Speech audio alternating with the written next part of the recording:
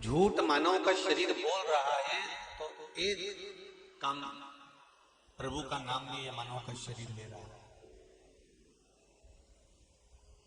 ये शरीर अगर बेकार कर्म में डूबा भी हुआ हो तो अच्छा कर्म भी ये मानव का शरीर करता है।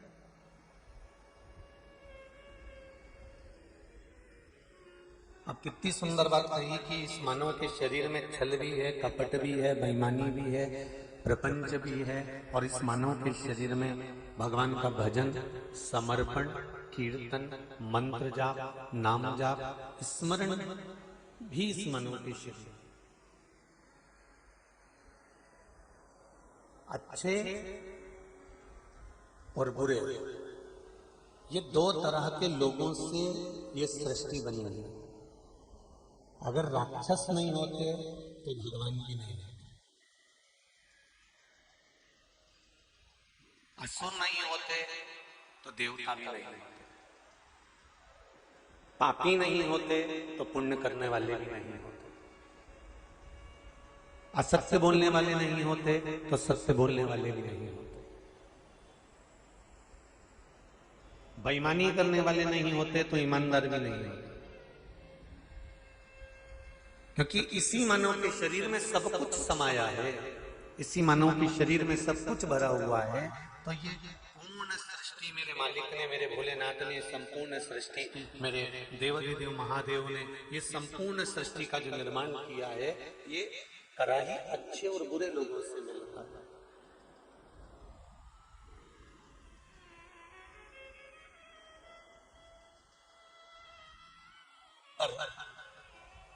एक बात शिव महापुराण की कथा कहती है कि यदि आप भगवान के चरणों से लगे हुए हो, आप भगवान के चरणारविंद से आपकी प्रीति, आपका मन, आपका चित्त, आपकी वृत्ति अगर शिव से लगी हुई है तो फिर संभालने वाला भी शिव ही है। अकाल मृत्यु वो मरे जो काम करे चंडाल का, काल उसका क्या बिगाड़े जो भक्त हो महाकाल का। अगर आप परमात्मा से जुड़े हुए हो, शिव महापुराण से जुड़े हुए हो, शंकर के भजन से जुड़े हुए हो, शिव स्मरण से जुड़े हुए हो, भगवान की अविरल भक्ति से जुड़े हुए हो, भगवत स्मरण से जुड़े हुए हो, तो ये पक्का है कि भगवान आपको साथ देगा।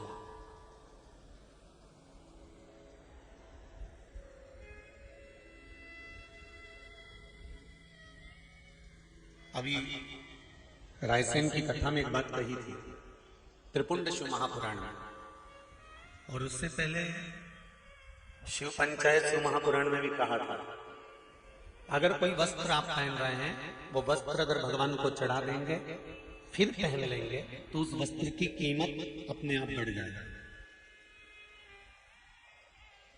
आपके घर के बच्चों का विवाह है, शादी है, फंक्शन है, आपने पत्रिका ले जाकर सबसे पहले भगवान को दे दी, तो आपके यहाँ जो कार्यक्रम होगा उसकी कीमत भगवान अपने आप बढ़ा देगा कि किस तरह से उसको करना।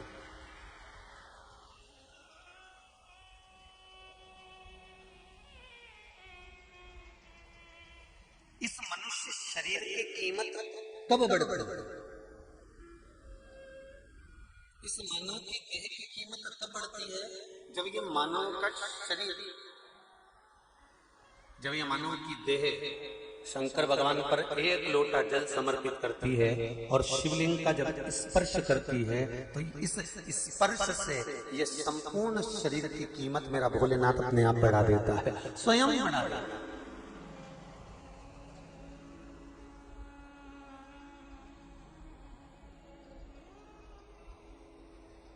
अपने बच्चों को ये मत कहो कि तुम उनके जैसे बनो,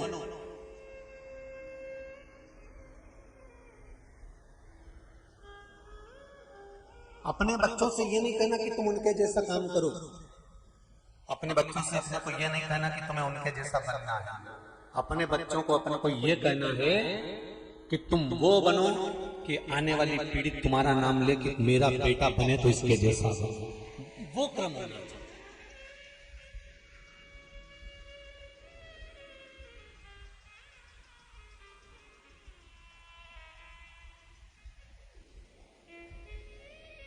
श्रवण कुमार अपने माता पिता को जब तीर्थ कराने लेकर गए तो बीच रास्ते में श्रवण कुमार जल भर रहे थे अपने माता पिता के लिए और श्री परशुराम भगवान का आगमन हो गया।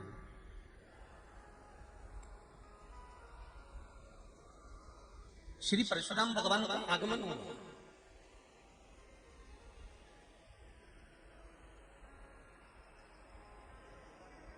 और परशुराम भगवान ने जब देखा कि श्रवण कुमार जल भर रहे हैं तो इनको नहीं मालूम था कि ये श्रवण कुमार है और श्रवण कुमार को ये नहीं मालूम था कि ये परशुराम जी है।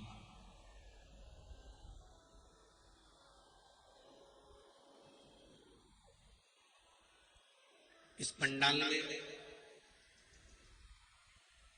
इस कथा के अंतर्गत कौन क्या है, कौन कितना वीआईपी है, कौन कितना पहुंचा हुआ है, कौन कितना बलवान है, कौन कितना विवेकवान है, कौन कितना बुद्धिमान है, कौन कितना श्रेष्ठ है, ये किसी को नहीं। यहाँ तो एक चीज जानते हैं कि अगर शिव की कथा में आए हुए हो तो भगवान शंकर के सब श्रोतागण हैं, सब श्रोतागण हैं। यहाँ कौन बड़ा और कौन छोटा किसी को नहीं मालूम।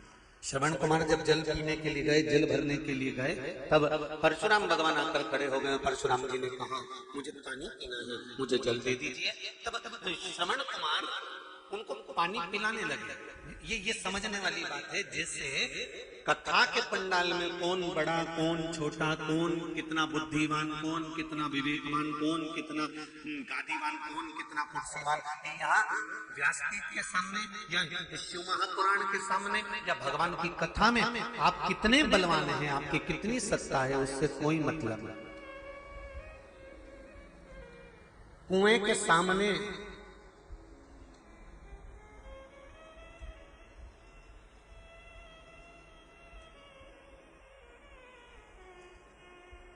सामने ये नहीं देखा जाता कि किसकी बाल्टी सुंदर है और किसका घड़ा सुंदर है। कुएं के सामने ये नहीं देखा जाता कि किसका पात्र चांदी का है, किसका पात्र सोने का। कुएं के सामने ये नहीं देखा जाता कि किसका पात्र लोहे का है कि किसका पात्र स्टील और तांबे और पीतल का है। कुएं का पात्र, कुआं हमेशा बस यही देखता है कि मुझे तो प्यासे को पानी पिलाना है, मुझे चांदी के बर्तन या सोने के बर्तन या लोहे के बर्तन या तांबे के बर्तन या पीतल के बर्तन से मुझे मतलब नहीं है।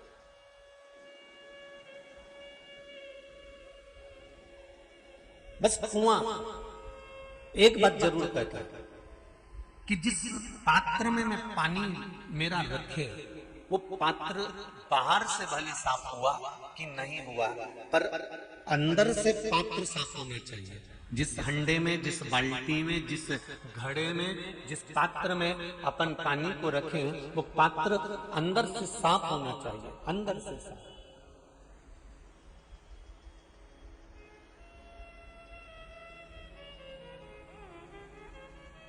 कुआं बस एक ही चीज जानता है, उसी तरह कुआं प्यासे की प्यास बुझाना जानता है और किसकी प्यास बुझाना चाहेगा। अगर कोई गंदी बाल्टी में पानी भर लेगा तो कौन पिएगा? कोई पिएगा कि गंदी बाल्टी का पानी? उसमें कचरा पड़ा है, मिट्टी पड़ी है, गंदगी पड़ा है, उसमें कागज पड़ा हुआ है, बहुत सारा कपड़ा पड़ा हुआ है, ऐसा पानी कोई पिएगा नहीं। वो तो कहता है कि अंदर से पात्र साफ होना चाहिए, भले बाहर से कितना भी गंदा हो, और भीतर से साफ होना चाहिए। उसी तरह भगवान कहते हैं कि शिव महापुराण, राम कथा, भागवत कथा, सत्संग, प्रवचन, तीर्थ, ये तो सब कुआं है और उस कुएं में सब तरह के लोग पानी पीने के लिए आते हैं और सब तरह के लोग पानी पीने आते हैं। और उस कुएं में पात्रवान वही होता है जो अंदर से साफ होता है। उसमें कुएं का जल, उसमें शिव महापुराण का जल, उसमें राम कथा का जल, उसमें भागवत का जल सदा रखा के रखा रहता है। इसलिए शिव महापुराण की कथा कहती है कि आप बाहर से कैसे हो, आपकी सुंदरता कैसी है, आपने क्या वस्त्र धारण कर रखा है, आपने क्या पहन कर रखा है, कितना आभूषण धारण कर रखा है, ये भगवान बिल्कुल नहीं देखता। भगवान तो ये देखता है कि तेरा मन कितना साफ कर रखा है, उसमें परमात्मा कैसे मिलेगा। भगवान ये देखता है।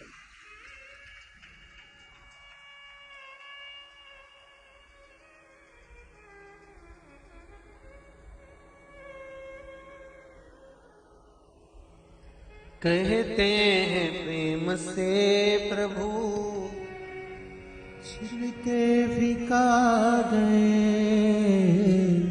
कहते हैं प्रेम से प्रभु छिलके भी खा गए। शबरी के झूठे बेर भी खाते रात करो, दर्शन के नैन बावरे दर्शन दिया करो, भक्तों के घर में सांवरी आते रहा करो, दर्शन के नैन बावरे दर्शन दिया करो। कहते हैं प्रेम से प्रभु छिलके भी खा गए, कहते हैं प्रेम से प्रभु छिलके भी खा गए। शबरी के झूठे बेर भी खाते रहा करो, दर्शन के दर्शन दिया करो, भक्तों के घर में सांवरे आते रात। भगवान से निवेदन करो कि प्रभु बस इतनी कृपा करना कि जो तुझे याद करे और निष्कपट भाव से, कोई छल नहीं, कोई प्रपंच नहीं, कोई दिखावा नहीं।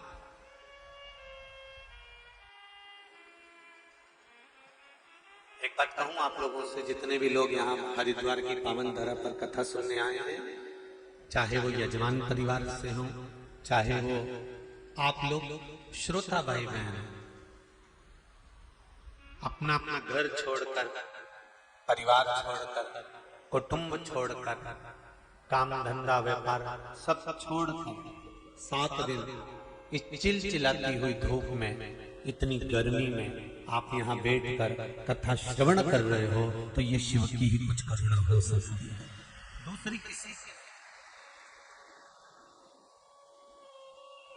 कोई सामर्थ्यता नहीं है किसी से।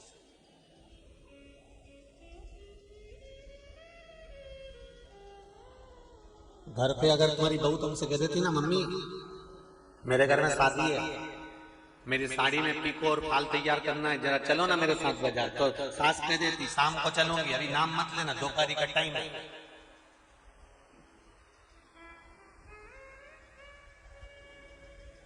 इतनी दोपहरी में मैं कहीं जाने वाली नहीं हूं।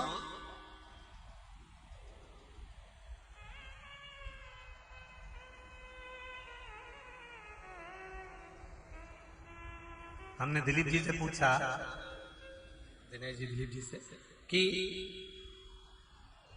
यहां जो गर्मी पड़ रही है, इतनी ही गर्मी हैदराबाद में पड़ती होगी, बराबर बराबर तो होगी कि इससे ज्यादा कम भी हो सकती है। तो वो बोले कि गुरुदेव थोड़ी बहुत ऊंची नीची होती रहती है, कभी लगता है कि हरिद्वार में गर्मी ज्यादा है, कभी लगता है हैदराबाद में गर्मी ज्यादा है। तो हमने कहा ये थोड़ा चलता रहता है, क्योंकि हरिद्वार भी हाथ से है और हैदराबाद भी हाथ से है, हो सकता है थोड़ा ऊपर नीचे चलता हो। अब शिव महापुराण की कथा कहता है, शिव महापुराण की कथा वर्णन करती है, जिसका मन, जिसका चित्त, जिसकी वृत्ति, जिसका हृदय शंकर की कथा में पहुंच जाता है, फिर गर्मी कहां जाती है वो मालूम ही नहीं पड़ पाता। एक बार चित्त लग गया बस, एक बार मन लग गया बस, एक बार ये मन पहुंच गया बस, फिर उतने में तो भगवान साथ आता है।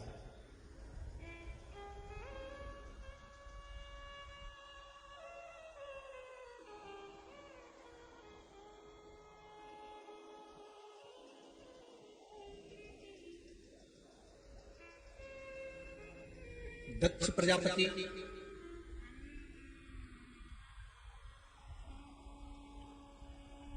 भगवान शंकर से द्रोह रखने लगा।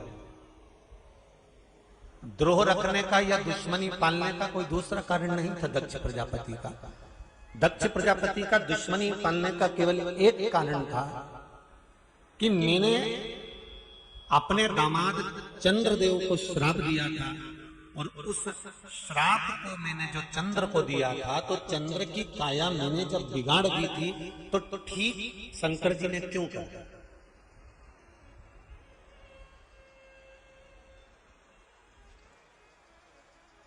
डॉक्टर का काम क्या है?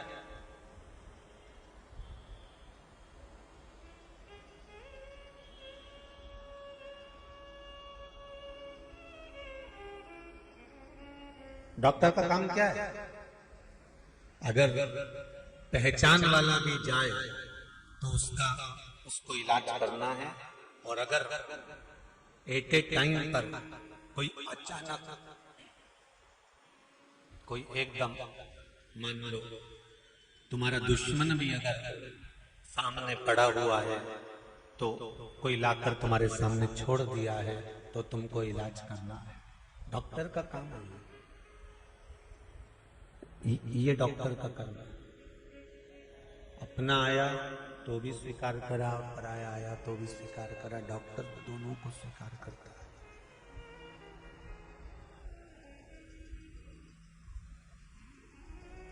दोनों को स्वीकार करता है।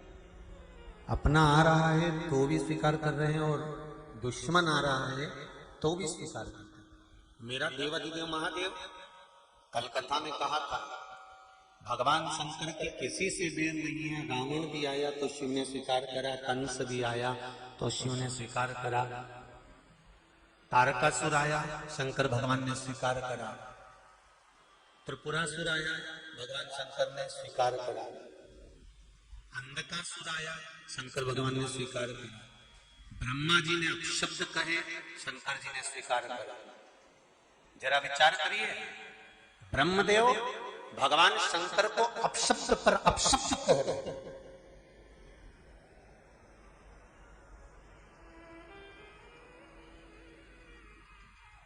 ब्रह्मा जी कह रहे हैं ये शिवलिंग, कोई शिवलिंग है?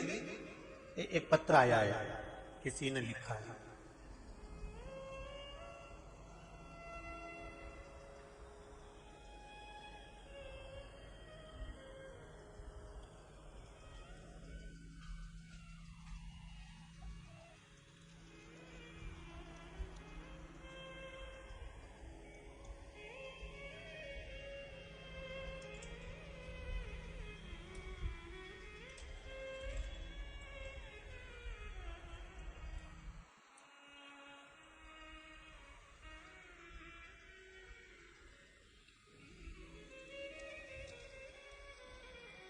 देहरादून से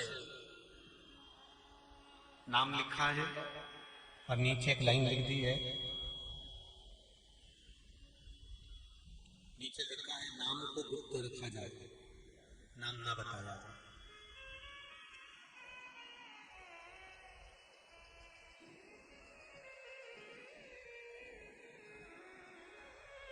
गुरुजी, कोरोना काल में मेरी नौकरी चली गई।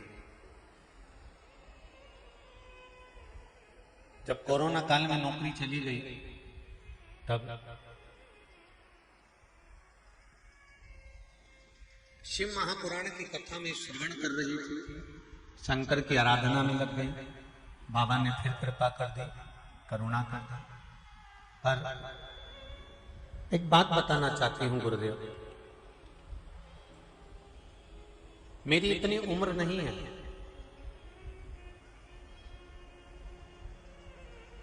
मैं शंकर की आराधना करती हूं, पूजन करते हैं गुरुदेव, पर मेरे साथ के जितने हैं वो मेरी हंसी उड़ाता है कि कहां लगी हुई है।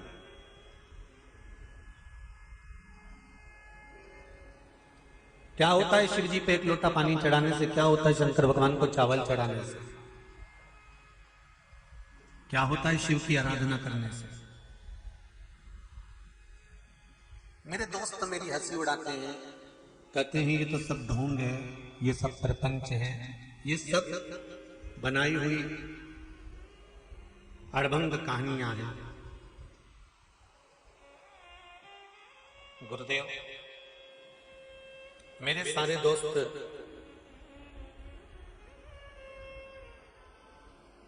भविष्य बताने वाले पत्ते टेशो कार्ड में जुड़े हुए हैं।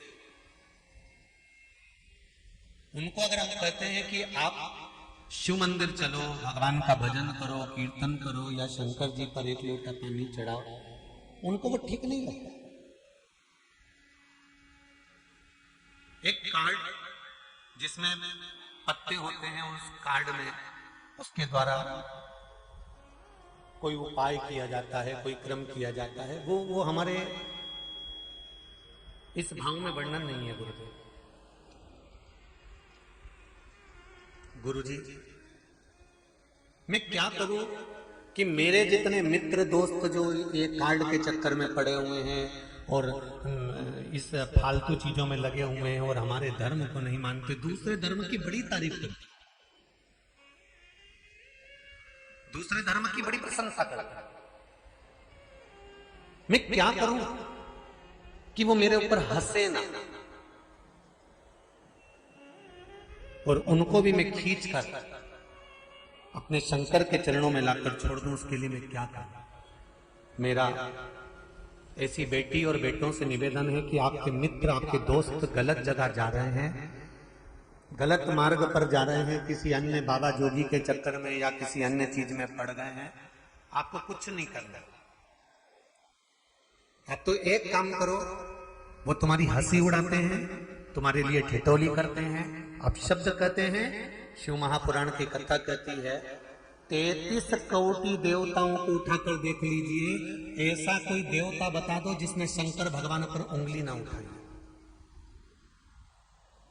उसके बाद भी किसी एक देवता का नाम बता दो जिसके नाम के आगे महादेव लिखा हो, महासंबोधन जुड़ा हो।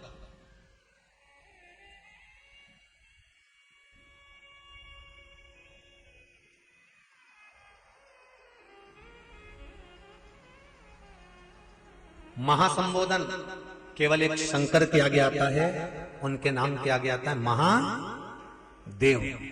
और दूसरा महासंबोधन शंकर भगवान ने अपनी तरफ से माता लक्ष्मी को दिया।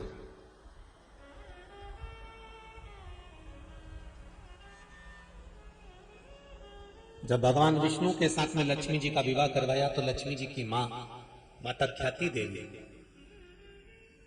भगवान शंकर के साथ में लक्ष्मी जी का विवाह करना चाहती थी, पर भगवान शिव ने कहा नहीं माता ख्याति, आप अपनी पुत्री लक्ष्मी का विवाह नारायण के साथ में करिए।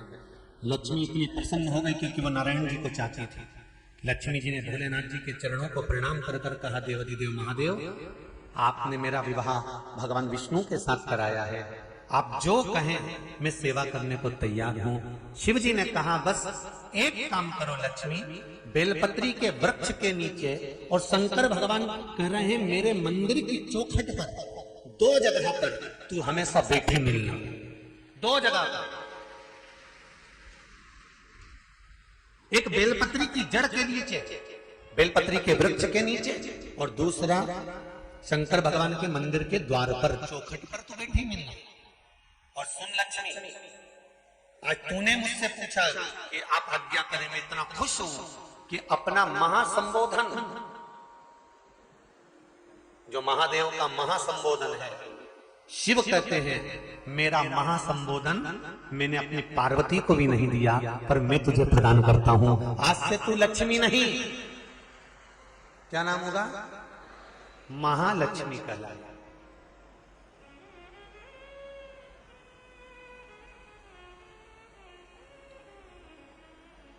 अपना महासंबोधन भगवान शंकर ने लक्ष्मी जी को दे दिया।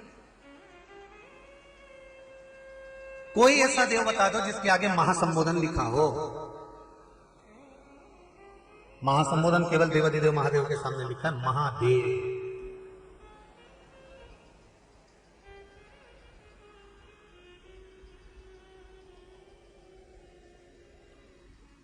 उन्होंने अपने पास 33 कोटि देवता देवताओं में, केवल केवल संबोधन एक। तो मेरा निवेदन है कि जो कह रहे हैं कि हम क्या करें कि सबको अपनी ओर ले आए, सबको अपनी ओर खींच लाएं, तुम्हें कुछ नहीं करना। दुनिया के लोग हंसी उड़ाएंगे, भगवान शंकर को नहीं छोड़ा, भगवान राम को नहीं छोड़ा, भगवान कृष्ण को नहीं छोड़ा, तुम्हें कौन छोड़ने वाला। कथा के बीच में हम बार बार कहते हैं, क्या किसको रोइए, चादर तान के सोइए। आग लगे बस्ती में, अपन रहो मस्ती में। कोई कितना भी अपशब्द कहे, ताने दे, गाली दे, आड़ा टेढ़ा बोले, तुम मंदिर में पूजन करने जाओ, पशुपति व्रत करने जाओ, 5 दिए लगाने के लिए जाओ, जल चढ़ाने के लिए जाओ, बेलपत्री रखने के लिए, समर्पित करने के लिए जाओ, चावल चढ़ाने के लिए जाओ, तो इतना जल्दी आ जाता है। आप जितना समर्पण करने जाओ, तो आपको ये नहीं, बस आपको शिव की भक्ति में इतने डूब जाओ, इतने डूब जाओ कि तुम्हारे साथ वाले जो मित्र हैं, सखियां सहेलियां हैं, वो भी सोचे कि अगर इसकी डबल से नौकरी लगी है ना, तो ये शंकर जी ने ही लगाई है। इसको कुछ मिला है ना, तो ये शिव जी ने ही करा है। इसको कुछ प्राप्त हुआ है ना, ये शंकर से ही प्राप्त हुआ है। तुम्हें कहने की जरूरत नहीं है शंकर का गुणगान। शंकर का गुणगान तो दुनिया करेगी। आप भजन तो करो।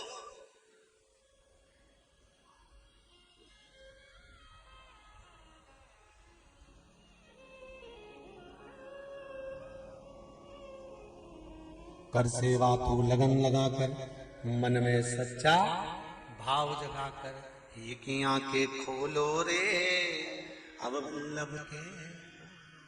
आप भजन तो करो, स्मरण तो करो, चित्तवृत्ति धारण तो करो, आप शिव की आराधना में लगो। तो फिर किसी एक माता ने प्रश्न किया, पत्र लिखा हुआ है,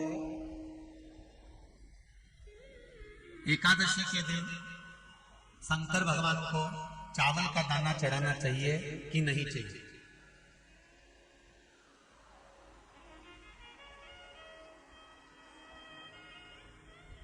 अब बोलो तेरा क्या होगा रे काला।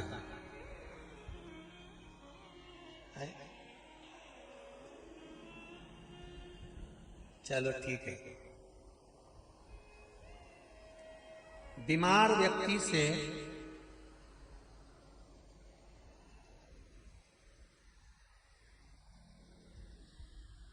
कोई बीमार व्यक्ति है, बहुत रोगीला, उसको बहुत रोग है, शुगर है, बीपी है, थायराइड है, सब कुछ है उसमें, और वो रोगीला व्यक्ति जब डॉक्टर के पास जाकर पूछे, डॉक्टर साहब मेरी तबीयत ठीक नहीं रहती है, मैं बहुत कष्ट में रहती हूँ, बहुत तकलीफ है शरीर में, और अभी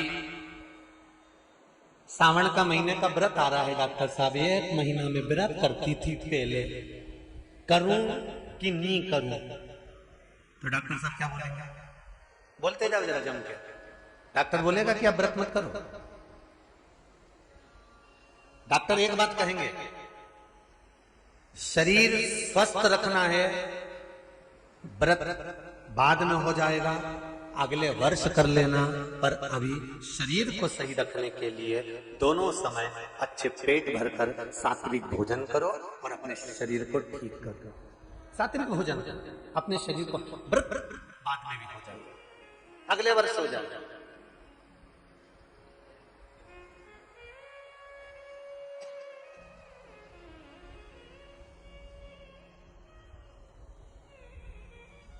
अभी तुम थोड़ा सवेरे 2 बिस्कुट ले लिया करो, सुबह नाश्ता ले लिया करो, भोजन ले लिया करो, फिर दोपहर में कुछ हल्का फुल्का लेकर थोड़ी थोड़ी देर में खाते रहना चाहिए। हो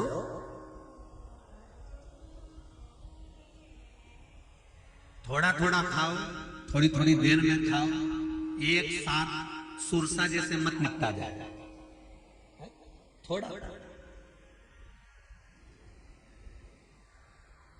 ज्यादा खाओगे और ज्यादा कमाओगे तो दूसरों को कष्ट नहीं होगा, कष्ट खुद को होगा।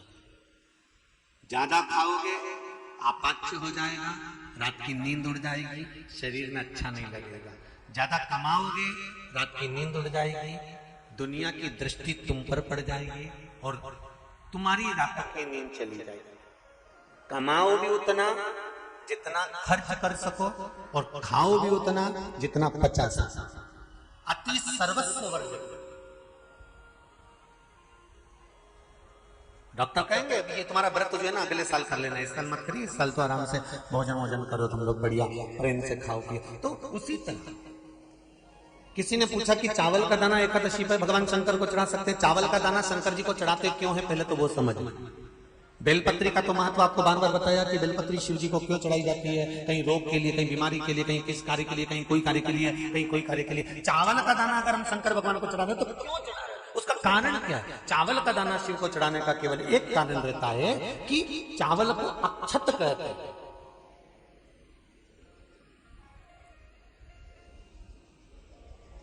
अक्षत का मतलब होता है अक्षय। अभी हमारे यहां एक तिथि आने वाली है अक्षय तृतीया, उसका मतलब क्या होता है? अक्षय, जिसका कभी क्षय ना हो। जब हम भगवान शंकर को चावल का दाना चढ़ाते हैं, जैसे बहुत ध्यान दीजिएगा महाराज, बहुत समझने वाली बात है, बहुत ध्यान से।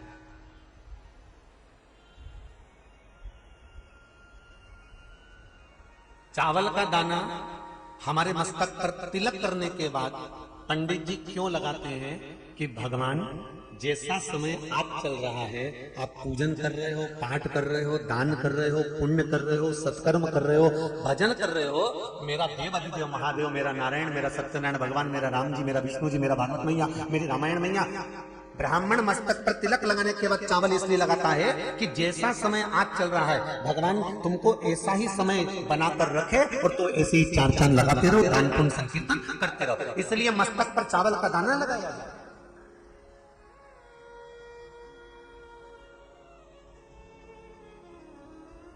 कोई मर जाता है, मरने के बाद जब तक पगड़ी नहीं होती तब तक माथे पर तिलक, चावल का दाना लगाया जाता है। जम क्या बोला जरा, नहीं लगाता। किसी पंडित जी से पूछो, ब्राह्मण देवता से पूछो, ब्राह्मण देवता ये कोई मर गया और हमारा तो नियम है कि हम सिर पे तिलक लगाते हैं, चावल लगाते हैं, या पंडित जी से हम तिलक लगाते हैं, मंदिर जाते हैं तो मंदिर में जाके तिलक लगवा के हम चावल का दाना लगवाते हैं, क्यों नहीं लगाते? उसका कारण क्या है? जब किसी के मरने के बाद 10 दिन तक 12 दिन तक मस्तक पर तिलक क्यों नहीं लगाया जाता? 10-12 दिन तक माथे पर तिलक या चावल क्यों नहीं लगाया जाता? उसका कारण है कि ये जो समय आया है, तुम्हारे यहाँ जो कमी हुई है, तुम्हारे यहाँ कोई मर गया है, तुम्हारे यहाँ किसी के प्राण छूट गए हैं, तो ब्राह्मण इसलिए तिलक नहीं लगाता आपको, इसलिए चावल का दाना नहीं लगाता कि ऐसा दिन भगवान कब ना लाए। इसको अमर ना करे, इसको अक्षय ना करे, इसको प्रबल ना करे।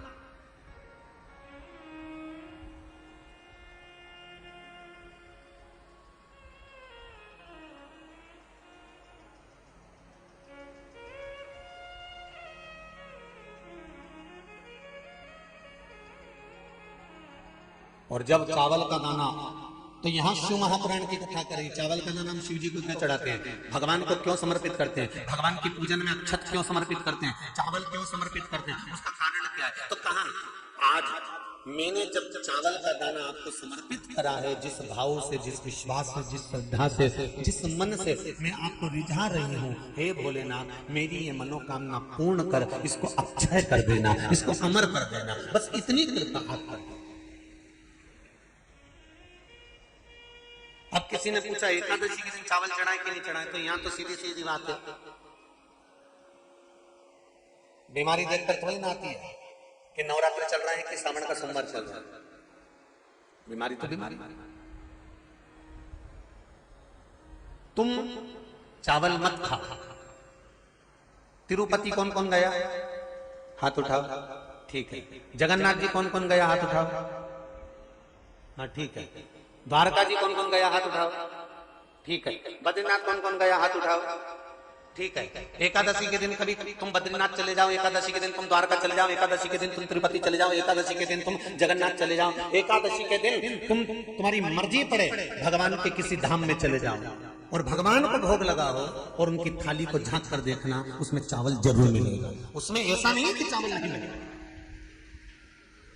बद्री नारायण में भगवान को चावल का भोग लगा हुआ मिलेगा, द्वारका में चावल का भोग लगा हुआ मिलेगा, आपको जगन्नाथ में चावल का भोग लगा हुआ मिलेगा, तिरुपति में मिलेगा, द्वारकाधीश में मिलेगा, नाथद्वारा में मिलेगा, सांवरिया सेठ में मिलेगा, काकरोली जी में मिलेगा। आप जहां जाओगे वहां पर एकादशी के दिन भगवान को चावल आएगा, क्योंकि भगवान के लिए परहेज नहीं है। जो काम में डूबा हुआ है, जो आसक्ति में डूबा हुआ है, जो लोभ में डूबा हुआ है, जो वासनाओं में डूबा हुआ है, जो तृष्णा में डूबा हुआ है, और जो माता के गर्भ से जन्म लिया है, एकादशी के दिन चावल उसको नहीं खाना है। अब हमारे यहाँ तो कहावत में कहते हैं, राम जी की जब स्तुति गाते हैं तो कहते हैं भय प्रगट,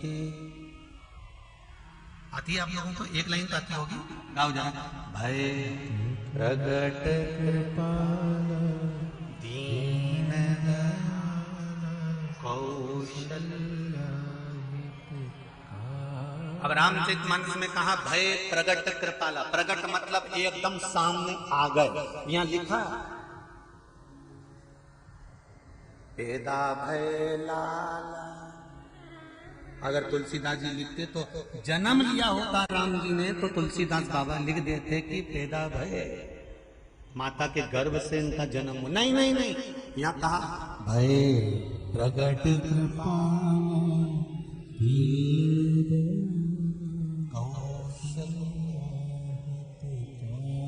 यहाँ प्रगट कृपा।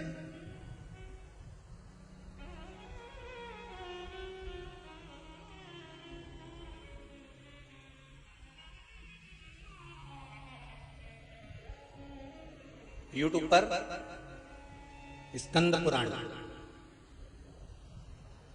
अंधेरी मुंबई की माहेश्वरी समाजवादी अगर डली हुई, और जिसने नहीं सुनी हो तो सुनना।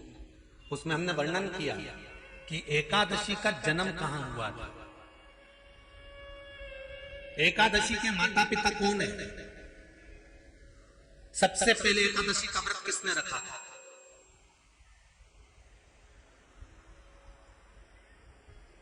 एकादशी का जन्म स्थान कहां है?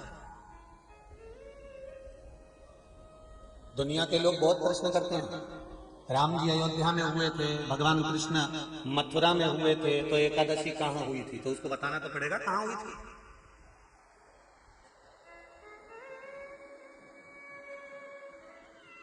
उसमें हमने वर्णन किया कि एकादशी के माता पिता कौन? एकादशी का व्रत सबसे पहले किसने किया? एकादशी का जन्म कहां हुआ? एकादशी को क्यों चावल नहीं खाते? एकादशी के दूसरे दिन चावल का दाना खाना क्यों जरूरी है?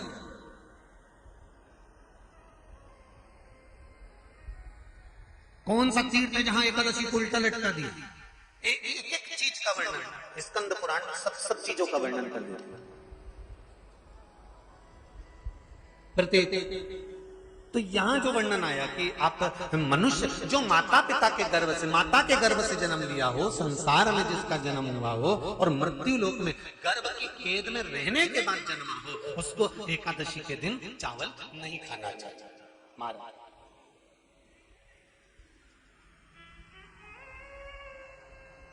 पर यहां शास्त्र ये नहीं कहता कि भगवान को चावल नहीं चढ़ाना चाहिए। यहां शास्त्र कहता है आप शिव जी को चाहे एकादशी हो, चाहे द्वादशी हो, चाहे प्रदोष हो, चाहे पूर्णिमा हो, चाहे अमावस्या हो, चावल का दाना आप भगवान शिव को समर्पित कर सकते हो, और ज्यादा नहीं। शंकर कभी ये नहीं कहते कि मुझे बहुत सारा चढ़ा। शंकर जी की कथा कहती है कितना? मात्र एक चावल का दाना। हमको उनसे भी कहेंगे जो लोग कहते हैं ना कि हम आज हमारा श्रावण का महीना है तो आज हमें भगवान को 1.25 लाख बेलपत्र चढ़ाएंगे, तो कोई कहता हम 1000 बेलपत्र चढ़ाएंगे, तो कोई के हम 5000 चढ़ाएंगे, कोई के हम 50,000 चढ़ाएंगे। मेरा निवेदन केवल इतना है, तुम तो एक चढ़ाना। और ये भी जरूरी नहीं है एक बेलपत्र भी कब चढ़ाई जाती है शंकर भगवान को? जब तुमने किसी एक बेलपत्र का पेड़ लगाया और वो पेड़ बड़ा हो गया होगा, तब तुम हकदार बनते हो कि किसी के पेड़ की बेलपत्र तोड़कर शिव को चढ़ाई जाए।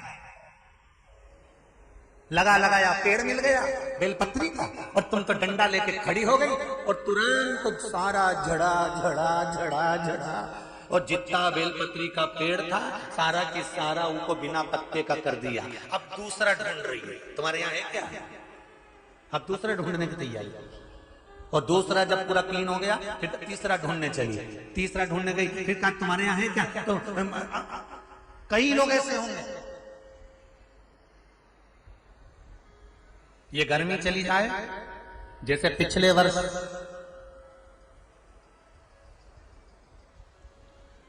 $11 लाख रुद्रा इस बेलपत्र के वृक्ष को लगाने का नियम लिया था। अब की बार जैसे गर्मी जाए तैयारी करके बैठ जाना, बारिश चालू हो और जितने लोग शिव महापुराण की कथा सुन रहे हो आस्था चैनल पर, फेसबुक, यूट्यूब पर और यहाँ पंडाल में, एक बेलपत्री का वृक्ष अपने को लगाना चालू करना अपने द्वारा, क्योंकि भक्त बढ़ गए, बेलपत्री कम पड़ने लगे।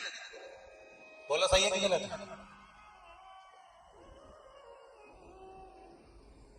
अब शिव के भक्त इतने बढ़ गए कि बेलपत्रियां कम पड़ने लगी। अब एक व्यक्ति भी चढ़ाए तो 2 तो चढ़ाए, अब एक वृक्ष में कितनी लगेगी बताओ जरा, ईमानदारी की बात हो। अब तुम सब तोड़ सब ले गई सब, और अभी इंतजार कर रही हो, अभी उगेगी। अब बेलपत्री का वृक्ष भी सोच रहा है, अरे यो कमला तू अपने घर जा, रहने दे, अभी और उगने लगे। नियम बना। और एक बात और कहूंगा, हृदय से कहूंगा, अगर आपके पास में बेलपत्री के वृक्ष से बेलपत्री नहीं भी ला सके ना, तो जो बेलपत्री शिव जी को चढ़ी हो, जो बेलपत्री भगवान शंकर को समर्पित हो, उसी बेलपत्री को उठा लो शिव जी के ऊपर से, पानी में धो लो और अपने मन की बात कहकर शंकर भगवान को फिर चढ़ा दो। शिव स्वीकार कर लेते हैं, शंकर स्वीकार कर लेते हैं। 33 कोटि देवता में कोई ऐसा देवता नहीं जो निर्माल्य स्वीकार कर लेता। चढ़ाया फूल कोई देवता वापस स्वीकार नहीं करता, चढ़ाई सामग्री कोई देवता स्वीकार नहीं करता। और मेरे देव महादेव के बने कैसे हैं कि चढ़ी हुई बेलपत्र, चढ़ा हुआ अक्षत, चढ़ा हुआ धतूरा, मेरे शिव केवल कैसे हैं कि वो स्वीकार कर लेते हैं। आपने जो चढ़ा दिया, कोई चढ़ा के चले तो भी स्वीकार।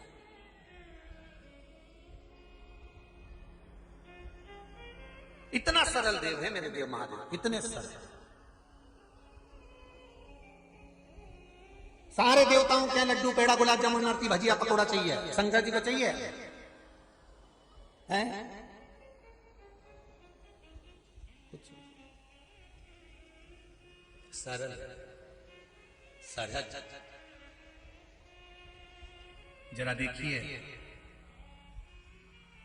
एक दुश्मन जब दुश्मनी करता है तो कितनी विचित्र दुश्मनी करता होगा। अपनी बेटी सती का विवाह शिव के साथ पक्का कर दिया था। सारे देवताओं में बात हो गई थी कि मेरी बेटी सती शिव को बिहाएगी। उसके बाद जो दुश्मनी चालू हुई है, जो द्रोह चालू हुआ है, तो वो द्रोह कहां तक पहुंच गया?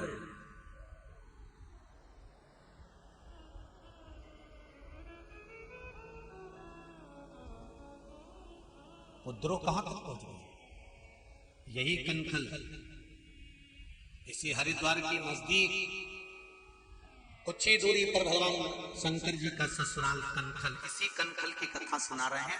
ये हर की पौड़ी शिव महापुराण, ये साधारण नहीं है। इस हर की पौड़ी का मतलब समझना है अपने को बहुत ध्यान से। जैसे आपको मालूम पड़ गया ना कि हर शब्द कहां से जुड़ा, भरतरी से।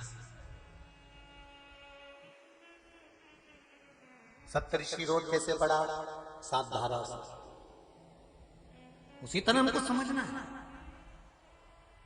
दक्ष प्रजापति के हृदय में कितना कितना कितना विद्रोह झाड़ा होगा, कितना विद्रोह जागा होगा, जरा विचार करिए।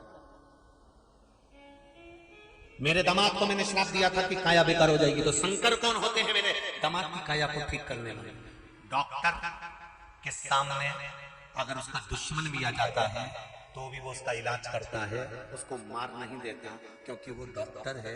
उसको परमात्मा ने कुछ दिया है तो वो उसका प्रयोग करता है। बहुत ध्यान देना। डॉक्टर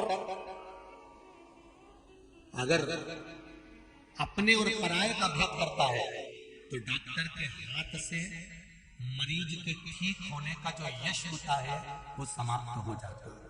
टीचर एक स्टूडेंट पर ज्यादा ध्यान दे और दूसरे स्टूडेंट पर ध्यान नहीं देता। क्यों?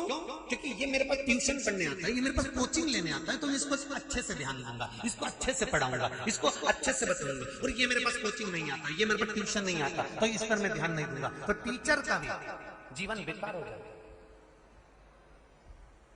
आ जाओ महाभारत की कथा। गुरु द्रोणाचार्य एकलव्य से क्या मांगा था? अरे जम के बोलो जरा। अंगूठा। ना तो गुरु द्रोणाचार्य ने एकलव्य को पढ़ाया, ना गुरु द्रोणाचार्य ने एकलव्य को एक क्षण के लिए भी बैठकर ज्ञान दिया, ना गुरु द्रोणाचार्य ने एकलव्य को कुछ बताया, ना गुरु द्रोणाचार्य ने एकलव्य को कुछ कहा। उसके बाद भी अर्जुन से भी ज्यादा अगर कोई विद्वान था तो वो एकलव्य था। और गुरु द्रोणाचार्य को मालूम पड़ गया कि ये एकलव्य बड़ा विद्वान है, बड़ा ज्ञानवान है और ये सब कुछ कर सकता है। मेरे शिष्य को मैंने पढ़ाया, जिसको मैंने ट्यूशन दी, जिसको मैंने कोचिंग दी, जिसको मैंने इंस्टीट्यूट खोलकर बिठाया, जिसको पढ़ाया लिखाया, सब कुछ मैंने करा, ये तो इसके नीचे आ गया। और वो एकलव्य जिसको मैंने पढ़ाया नहीं, ज्ञान दिया नहीं, जिसको मैंने कभी देखा तक नहीं, और उसने मेरी मूर्ति बनाकर इतनी ज्ञान अर्जन कर लिया। कोई कोई होते हैं जिनको माँ बाप खूब पढ़ाते हैं और वो अच्छे अच्छे कॉलेज में, अच्छे अच्छे स्कूल में जाते हैं और खूब खूब खर्चा करते हैं। और कोई कोई ऐसे होते हैं भले उसी स्कूल में पढ़ते हैं पर कोचिंग नहीं कर पाते, तो अपने दोस्त से कहते हैं, दोस्त तेरी किताब दे देगा क्या, तेरी बुक दे देगा क्या, मैं अभी पढ़ के आता हूँ, अभी मैं तैयारी कर रहा था, मेरा एग्जाम है कल, तेरा भी एग्जाम है ना, तो तूने तो पढ़ लिया होगा। हाँ मैंने तो सब पढ़ लिया, मेरी टीचर ने मुझे कोचिंग में सब पढ़ा दिया, ले किताब ले जा, ये 20 क्वेश्चन ले जा, ये ले जा, ले तेरी ये फिजिक्स उठा ले जा, ये केमिस्ट्री उठा कर ले जा, ले तू पढ़ लेना, ले जा।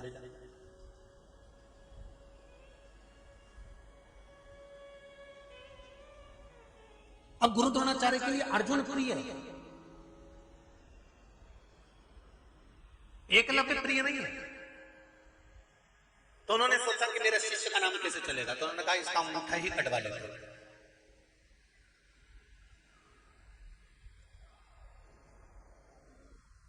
एकलव्य को झूठ बोलना नहीं आता था। एकलव्य ने गुरु द्रोणाचार्य एक बार निकल कर जा रहे थे तो प्रणाम कर लिया, गुरुदेव नमन करता। गुरु द्रोणाचार्य ने पूछा तुम कौन हो? एकलव्य कहता है मैंने आपकी मूर्ति बनाई और आपसे विद्या सीखी है। गुरुजी आज तक मैंने गुरु दक्षिणा नहीं दी, आप बताओ मैं गुरु दक्षिणा में क्या दूं? कुछ आता है तुमको? हाँ। अर्जुन को भी बुलाया और एकलव्य को भी बुलाया और दोनों की परीक्षा ली, तो एकलव्य जीत गया, अर्जुन हार गया। गुरु द्रोणाचार्य ने सोचा मेरा शिष्य जिसको मैंने पूरी जिंदगी लगा दी सिखाने में और वो हार गया और एकलव्य जीत गया, मुझे ये अंगूठा काट कर दे दो। और अंगूठा मांग लिया।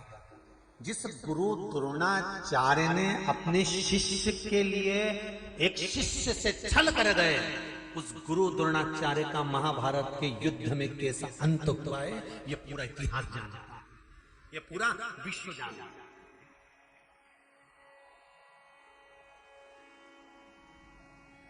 मत बुरे कर्म कर बंदे वरना पछताएगा, भगवान की आंखों से तू बच नहीं पाएगा, तू बच नहीं पाएगा। अरे ओ अज्ञानी मत कर नादानी, तेरे कर्म का फल भी तू ही पाएगा, जैसा किया तूने तेरे आगे आएगा।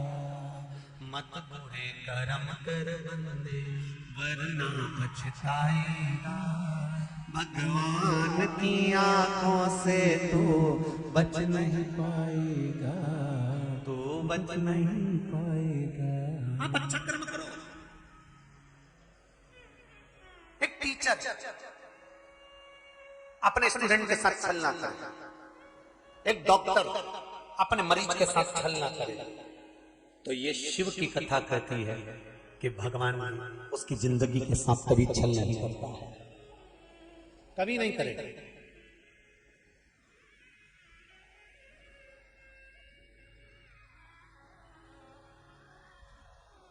करा।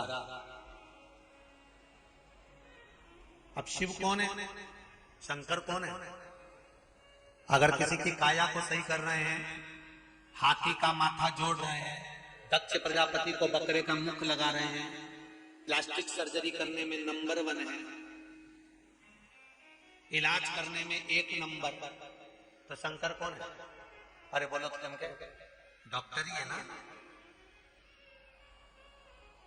जब सारे डॉक्टर हार जाते हैं, वेंटिलेटर पर पटक देते हैं, उसके बाद में डॉक्टर भी कहते हैं कि अब हम तो पूरी कोशिश कर रहे हैं, पर अब जो सब उसके हाथ में है, मतलब डॉक्टर को भी मालूम है कि एक डॉक्टर और बैठा है और वो साधारण नहीं, वो साधारण नहीं हो सकता, वो दुनिया का आनंद करने वाला है, आनंद।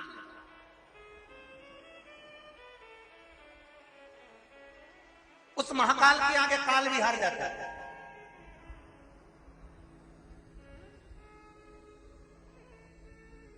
आप केवल शिव भक्ति करिए, शंकर का स्मरण करिए। आज ही की कथा, आज नीलकंठेश्वर महादेव का दर्शन करने गए थे।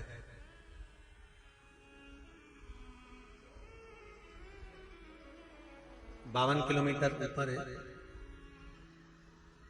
ऊंचाई पर है, रास्ता भी छोटा है, पास में से गंगा जी बह रही है। आप लोग गए? कौन कौन गए? सब गए। वापिस लौट कर आ रहे थे। नीलकंठेश्वर महादेव से कितना किलोमीटर नीचे आए होंगे? लगभग 5 किलोमीटर नीचे आए, और 4 गाड़ी 3 गाड़ी गई थी। उसमें जिस गाड़ी में हम बैठे थे वो गाड़ी पहाड़ से टकरा गई, और टकरा कर वो गाड़ी पूरी पलट गई। मेरे ख्याल से तो फोटो भी हुई है उसमें, वो तो जरा दिखा भी दे। पूरी पलट गई, एक पलटी खाई, रास्ता छोटा, ये 8:30 बजे की बात है, अभी सुबह आज की। पूरी पलट गई, पलटी खा गई। बाबा की कृपा ऐसी थी कि एक पलटी और खाती तो गाड़ी गंगा जी में चली जाती। पर गाड़ी में हमारी आदत है कि जब भी चलते हैं तो श्री शिवाय नमस्तुभ्यम, और मंदिर में भी श्री शिवाय नमस्तुभ्यम, और आते भी हैं तो श्री शिवाय नमस्तुभ्यम। गाड़ी की दशा टीवी वाले देख रहे होंगे कि कैसी दशा है। देखिए आप लोगों ने, पूरी उल्टी, चारों चक्के ऊपर, कांच, खिड़की, दरवाजे सब चपटे।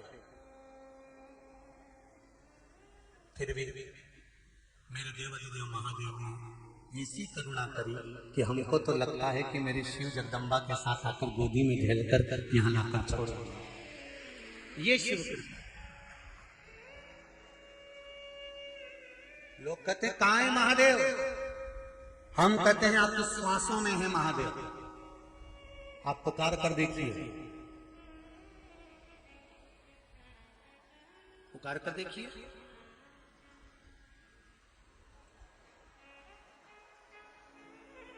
बस शंभु शरणे पड़ी, मांगो घड़ी रे घड़ी, दुख तारो दया करी निदर्शन। आपका विश्वास पक्का होना चाहिए, और यदि भरोसा पक्का है, विश्वास दृढ़ है और पूर्ण भरोसा, तो यह पक्का है कि काल भी तुम्हारे सामने होगा तो महाकाल तुम्हारे साथ में होगा। तुम चिंता मत करो, काल भी होगा तो महाकाल भी तुम्हारे साथ होगा। बस उसका भजन करो।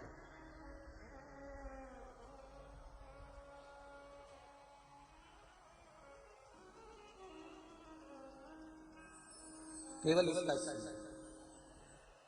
तेरे डमरू की धुन। आज मैं गाड़ी में जब आ रहे थे और जब ये सब कुछ हुआ तो बाबा का यही बहाना है, तेरे डमरू की धुन सुन के मैं काशी सुना है हमने ओ भूल तेरी काशी में मुक्ति है सुना है हमने। भगवान शिव की कथा कहती है आप अगर विश्वास रखे हो, भरोसा दृढ़ है, विश्वास पक्का है, तो ये मानकर चलना कि शिव तुम्हारे साथ हर पल हर घड़ी हर क्षण खड़ा है। अकाल मृत्यु हो मरे जो काम करे चंडाल का, काल उसका क्या बिगाड़े जो भक्त हो महाकाल का। शिव की उपासना, शंकर की आराधना, मेरे शिव की भक्ति सुख देने श्री शिव।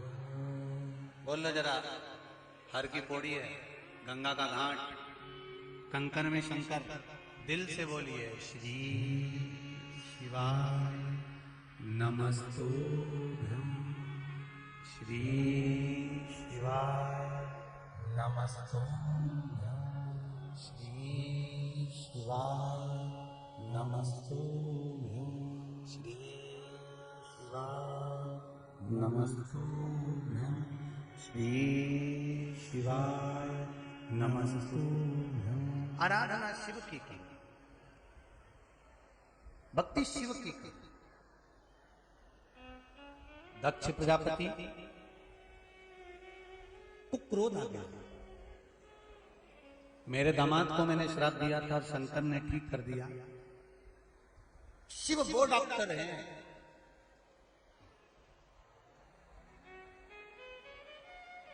वो महामृत्युंजय जो मृत्यु को भी जीत जाए,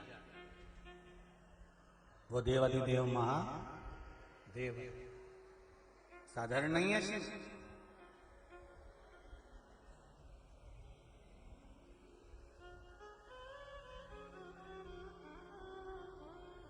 शंकर की आराधना सहज नहीं आया। दक्ष प्रजापति को क्रोध आया, और दक्ष प्रजापति को जब क्रोध आया तो दक्ष प्रजापति ने नारद जी को कहा, देवऋषि नारद, आप कह रहे हो कि शंकर भगवान ने चंद्रदेव की काया को ठीक कर दिया। हाँ, चंद्रदेव ने ऐसा करा क्या था जो उसकी काया ठीक होगी? क्या करा था? पार्थिव शिवलिंग का निर्माण किया। पार्थिव शिवलिंग के निर्माण में शंकर की आराधना में कितना बल होता है, ये देखो ये पत्र में लिखा।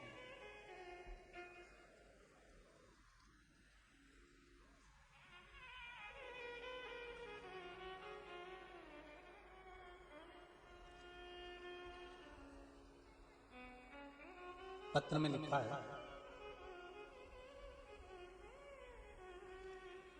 रानी जी शर्मा,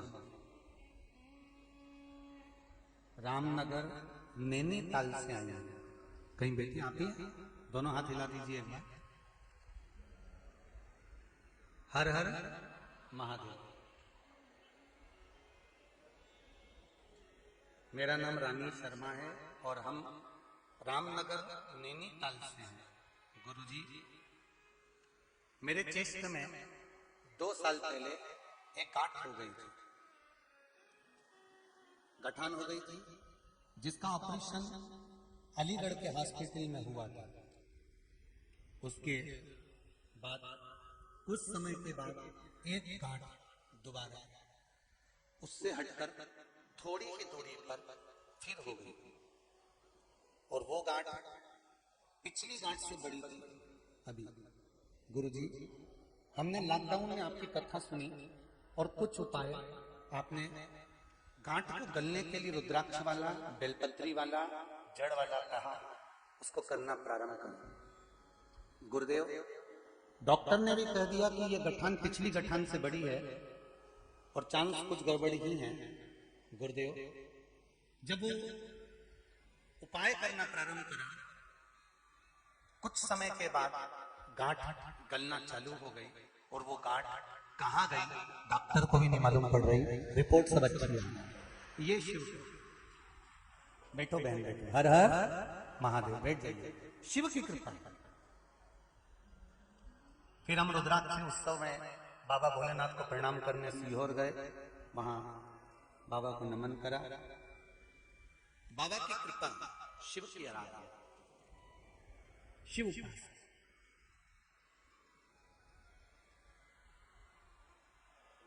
एक पत्र और है बड़ा सुंदर लिखा है,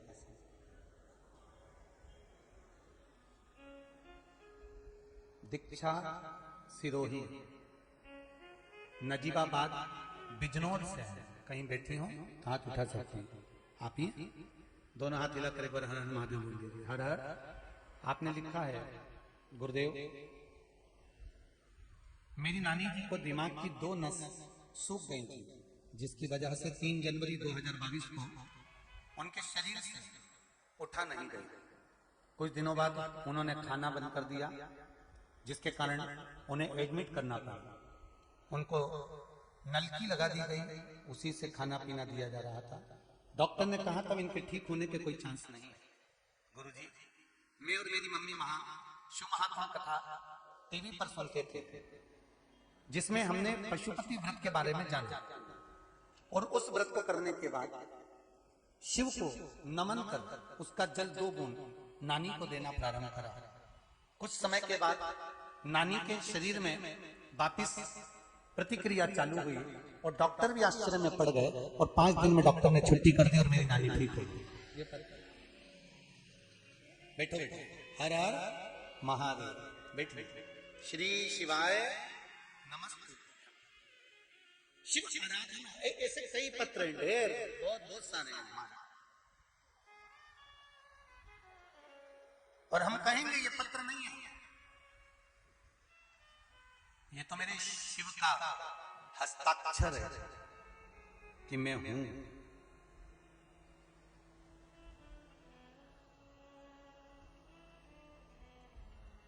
उसके होने का प्रूफ।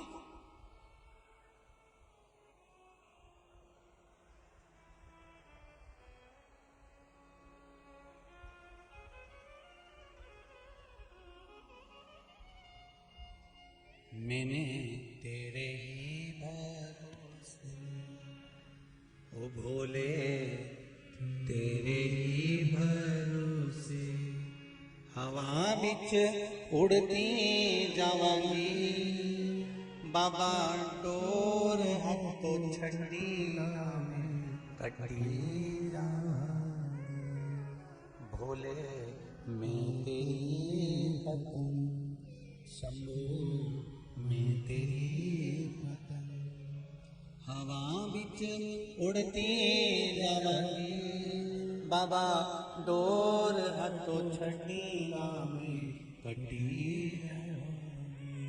शिव से कहो, जितने भी लोग शिव महापुराण की कथा चाहे आस्था पे सुन रहे हो, चाहे फेसबुक पर सुन रहे हो, यूट्यूब पर सुन रहे हो, चाहे इस पावन मायापुरी में श्रवण कर रहे हो, बाबा से कहना मैं जिस कार्य के लिए आई हूं, बड़ी आशा लेकर आई हूं। मैंने सुना है शिव महापुराण की कथा सुनने के बाद 3 महीने में बाबा मुराद पूरी करता है, तो मेरी भी जरूर करेगा। ये विश्वास लेकर, ये भरोसा है, ये मेरा दृढ़ता है, ये मेरा भरोसा है।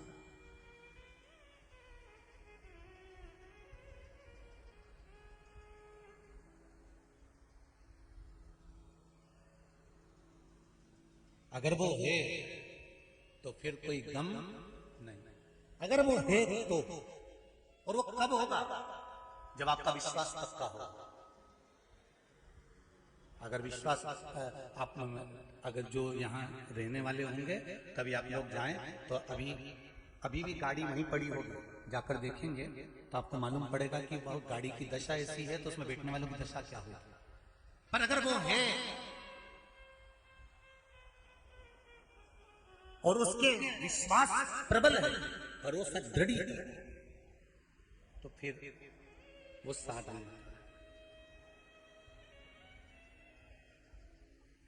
विश्वास पक्का होना चाहिए। कितने लोग हैं जो शिव मंदिर जाते हैं? आप लोग सब जाते हो शंकर जी के मंदिर? जाया करो, रखो हाथ नीचे।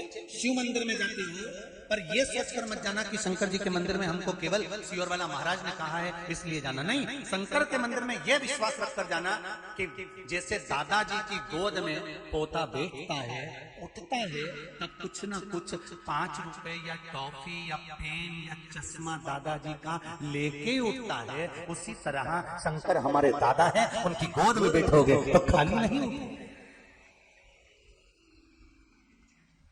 दक्ष प्रजापति को ये थोड़ा सा अहंकार था, अगर मैंने श्राप दिया तो चंद्रमा ठीक कैसे हो गया? उसको ठीक करना किसने? तो किस शंकर ने करा। अरे भाई, दुनिया के डॉक्टर ऑपरेशन करते हैं, उसका तो ऑपरेशन भी नहीं दिखता। वो बहन जी ने लिखा है गांठ हुई, उससे बड़ी हुई, कहां चली गई मालूम नहीं पड़ा, कहां गई।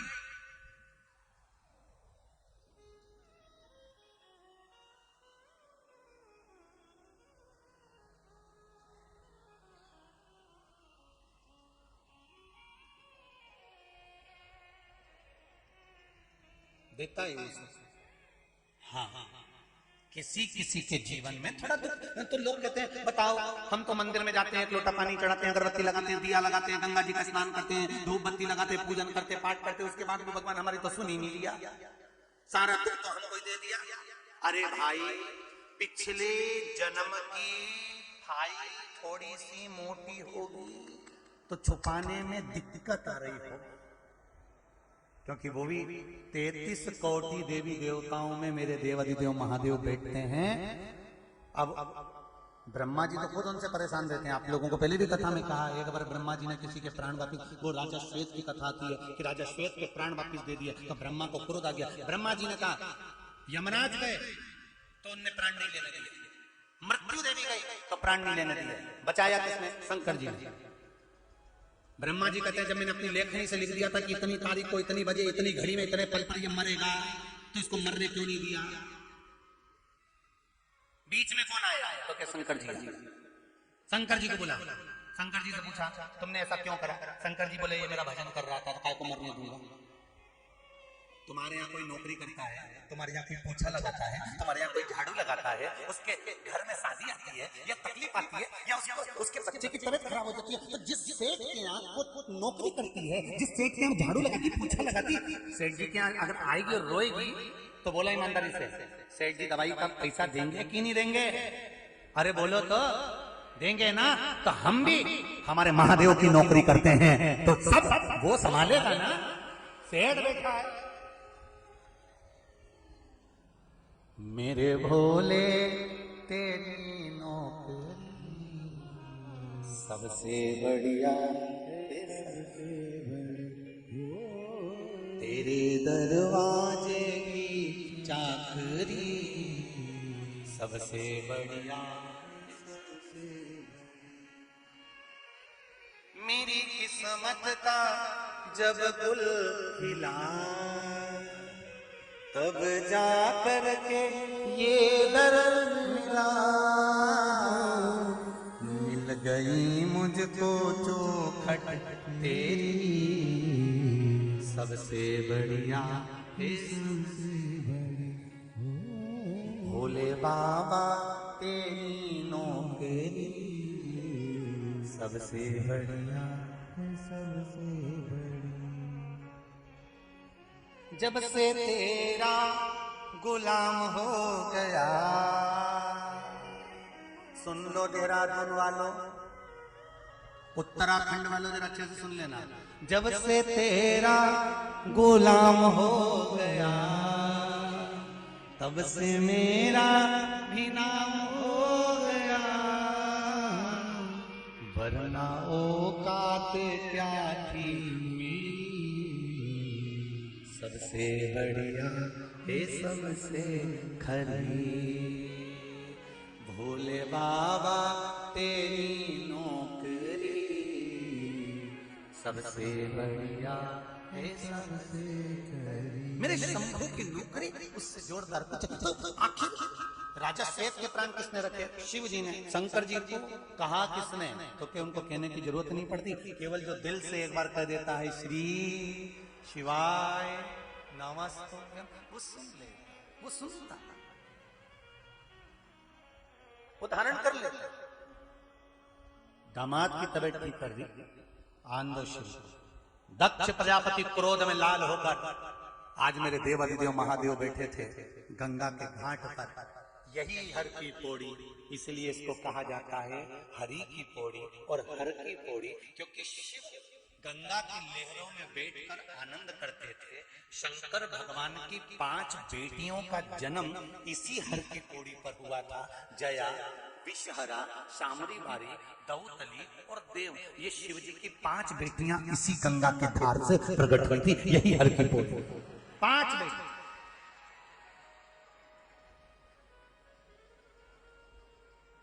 नाम बोलो जरा। पहली जया, विषहरा, श्यामली बारी, दौतली और देव, ये 5 कन्या है शंकर भगवान की। वैसे हैं 6, एक अशोक सुंदरी भी है, पर अभी 5 की चरित्र चल रहा है हरिद्वार में, तो 5 बेटियां हैं। और ये वो बेटियां हैं, पहले भी कहा फिर कहते हैं, जिसको रात को नींद की गोली लेकर सोना पड़ता हो। एक प्रैक्टिकल जरूर कर कर देखना, रात को सोने से पहले जब पलंग पर सो, मोबाइल पूरा बंद कर दो। सोने से जितना तुम्हें व्हाट्सएप चलाना चलाओ, फेसबुक यूट्यूब चला, पर सोते समय जब मोबाइल बंद करो, गोली मत खाना, हाथ में थोड़ा सा जल लेना। जया, विषहरा, श्यामली बारी, दौतली, देव, शंकर जी की 5 लड़कियों का नाम लेकर थोड़ा थोड़ा सा आचमन करना और बढ़िया श्री शिवाय नमस्तुभ्यम कहकर सो जाना। ऐसी नींद लगेगी कि सवेरे भी नींद खुले तो पड़ोसी ही जगाएगा, उठ जा 8 बज गई है। ये शुभ।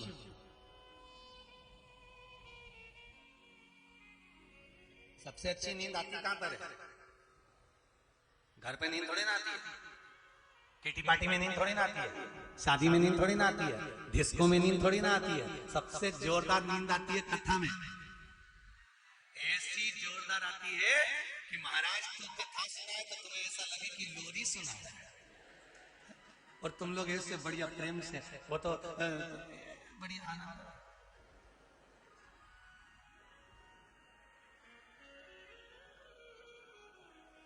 और पड़ोसी उठा दे तुमको, उठ सो रही क्या, तो फिर ऐसे ऐसे क्या कर रहे? भगवान भाग रिया है तो बुला रहे।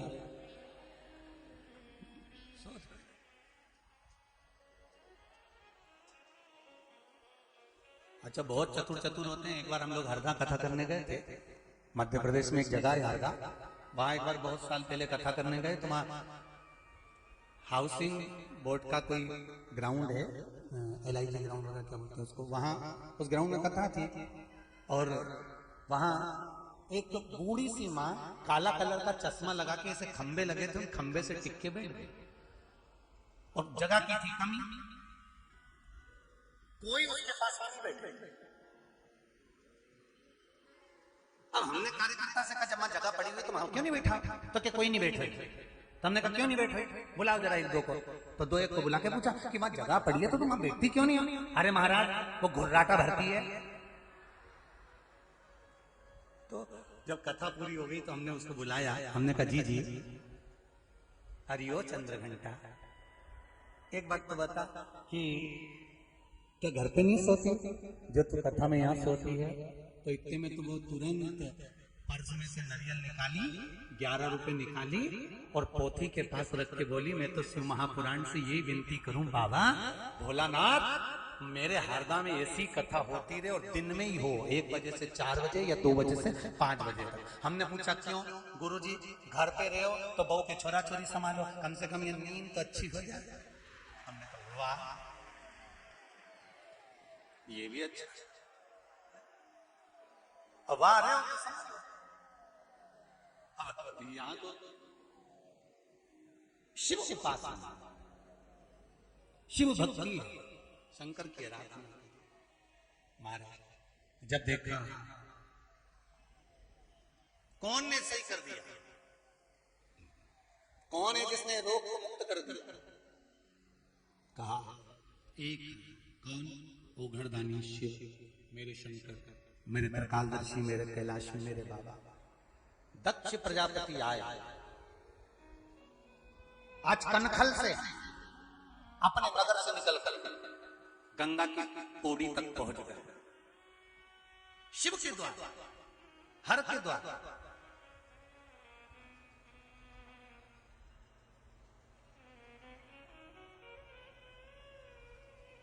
कितना अंतर है जरा ध्यान रखिएगा।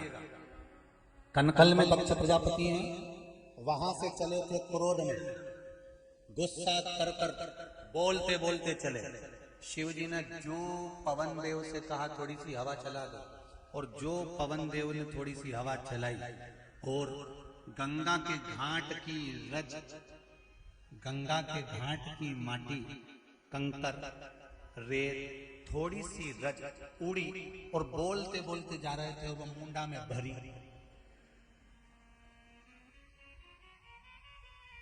जो ज्यादा हरिद्वार की भूमि ऐसी है, ये हर का जो द्वार है हरिद्वार, यहाँ की भूमि ऐसी है, यहाँ करो तो मुंह बंद करके भजन करो। चलते चलते अगर तुम गंगा नहाने जा रहे हो और बड़बड़ बड़बड़ बड़बड़ बड़बड़ करते करते जा रहे हो, इतनी देर में तो हवा चलेगी और रेत। तुम तो पति पूछे क्या हुआ, ऐसा लग रहा है रेत भरा है। रेत नहीं भरा है, शंकर जी कह रहे हैं मुंडा बंद करके श्री शिवाय नमस्तुभ्यम जपो, पंचाक्षर मंत्र जपो, नमः शिवाय बोलो, षडाक्षर मंत्र जपो, ओम नमः शिवाय बोलो, द्वादशाक्षर मंत्र जपो, ओम नमो भगवते वासुदेवाय, पर जपो। बोल मेरी जीवा हरि हरि, 10-10 भोजन पान करे और राम नाम में मरी मरी। बोल मेरी जीवा, अभी भी नहीं बोली, अरे बोलो तो हरि हरि, हरि बोले कि मरी बोले? हरि। ठीक है।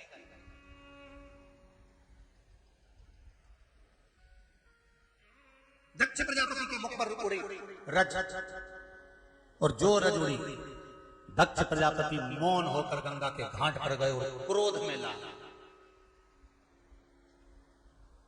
मेरे शंभू बैठे थे, बहुत शांत, शीतल, एकदम शीतल। सारे मंदिरों में गर्मी के दिनों में गर्मी लगेगी, शंकर जी के मंदिर में एसी भी मत चला, कूलर भी मत चला, पंखा भी मत चला, तो भी शंकर जी के मंदिर में गर्भगृह में ठंडक ही मिलेगी, क्योंकि शिव मेरा शंकर। मत लगाओ एसी, मत लगाओ कूलर, मत लगाओ पंखा। शंकर के मंदिर के गर्भगृह में जाना, शंकर पर जब जल चढ़ता है, चारों तरफ जल रहता है, शंकर कूल कूल रहते हैं। मेरे भगवान शिव एकदम शीतल, एकदम ठंडे।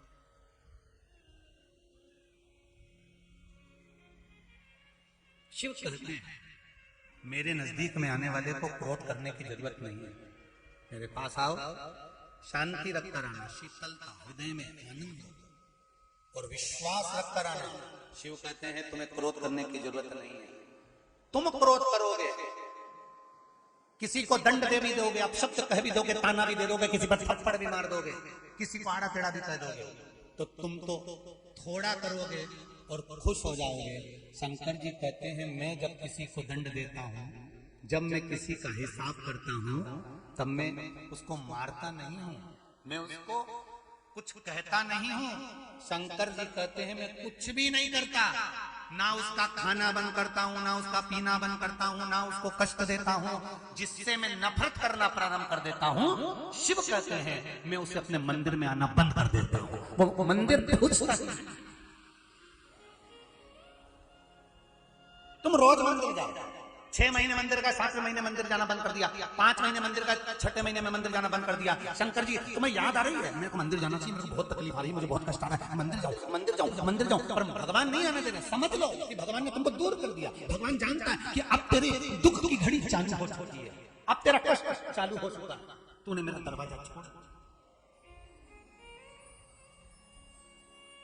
पतंग हाथ में है डोरी, धागा, डोर हाथ में है, पतंग बहुत ऊंचाई तक जाएगी और वो डोर कट गई, पतंग किस छत पर, किस ग्राउंड में, किस नाली में, किस गटर में, किस खड्डे में जाकर गिरेगी, किसी को नहीं मालूम। उसी तरह जब तक तुम शंकर भगवान पर एक लोटा जल चढ़ा रहे हो या शंकर भगवान से जुड़े हुए हो, तब तक समझ लेना कि तुम्हारी पतंग आकाश छू सकती है। और जिस दिन तुमने शिव से दूर हटे, उस दिन गई ये पतंग, कहाँ गई किसको मालूम, किसको।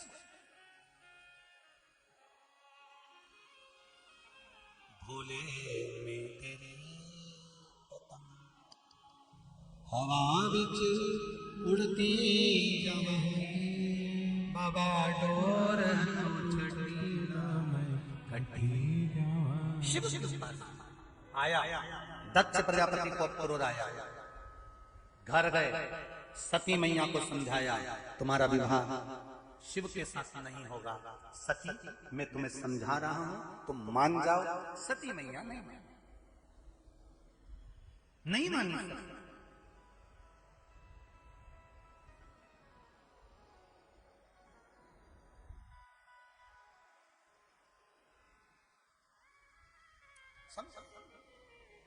अरे दक्ष प्रजापति करें, सती सुन लो,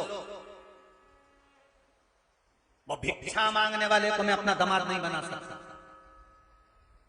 सती कहती है, मेरे भोले बाबा के कंधे पे झोली, और झोली को देख के भिखारी मत समझो, झोली को देख के भिखारी मत समझो, मेरे भोले बाबा को अनाड़ी मत समझो। विचार करिए, सती ऐसे भिक्षुक से, भिक्षा मांगने वाले से मैं विवाह नहीं। अरे सती समझ जा, जिसके हाथ में डमरू हो वो बंदरों का नाच नचाने वाला मदारी होता है। अरे मेरे भोले बाबा के हाथों में डमरू, और डमरू को देख के मदारी की समझ। एक भक्त ने प्रश्न किया था, गुरु जी ये बताओ कि ये शिवजी हाथ में डमरू क्यों रखते हैं, कारण क्या, डमरू क्यों?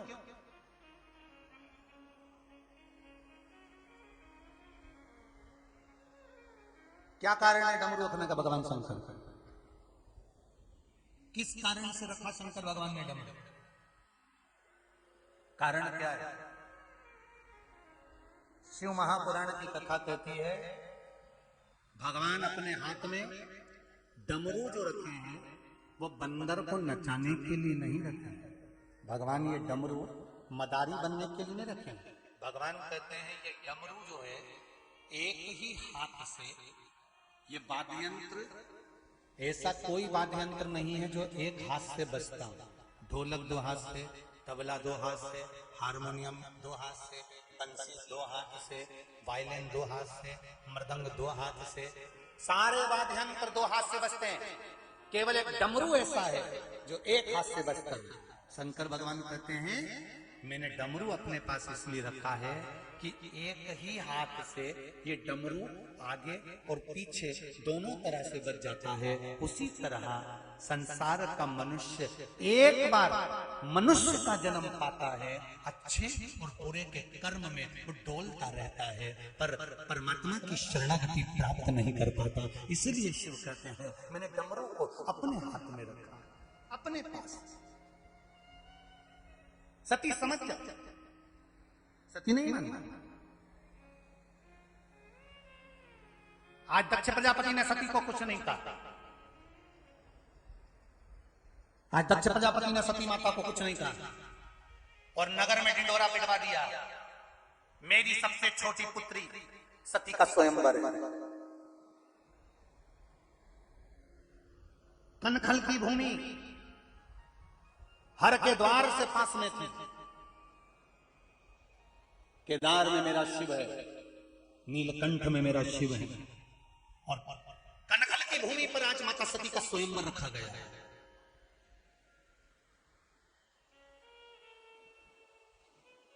हर की पौड़ी शिव महापुराण की कथा चल रही है। अभी तक जितनी कथा सुनी होगी उसमें यह कथा कभी नहीं सुनी होगी। बहुत ध्यान से सुनना।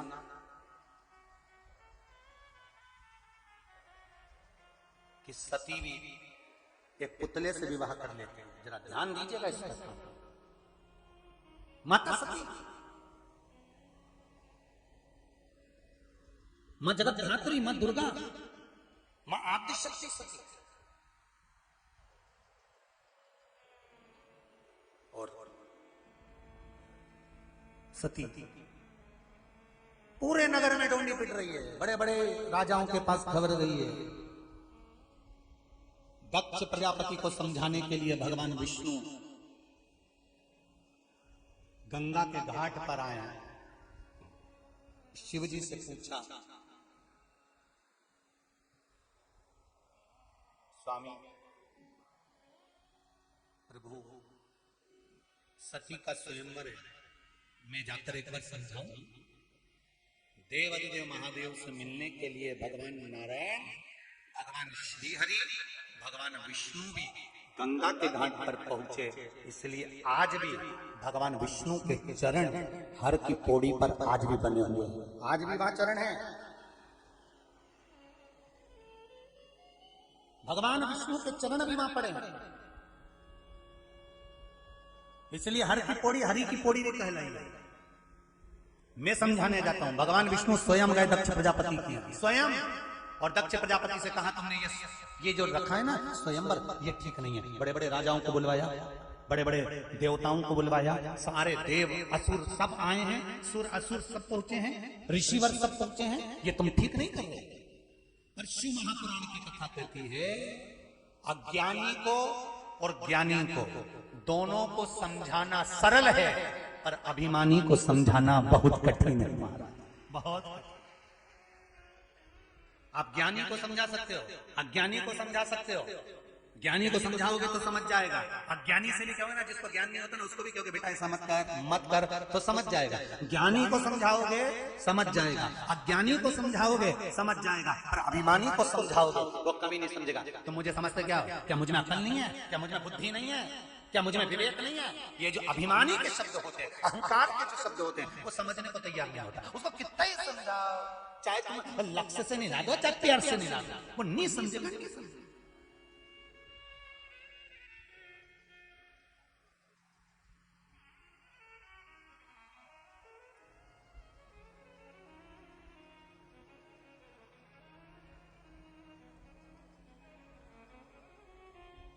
इनको कितना भी समझाओगे वो नहीं समझने वाले। अब भगवान विष्णु ने जाकर दक्ष प्रजापति को समझाया, दक्ष प्रजापति मानने को तैयार नहीं हुए। दुख क्या हुआ वो देखिए। दुख कितना प्रबल था।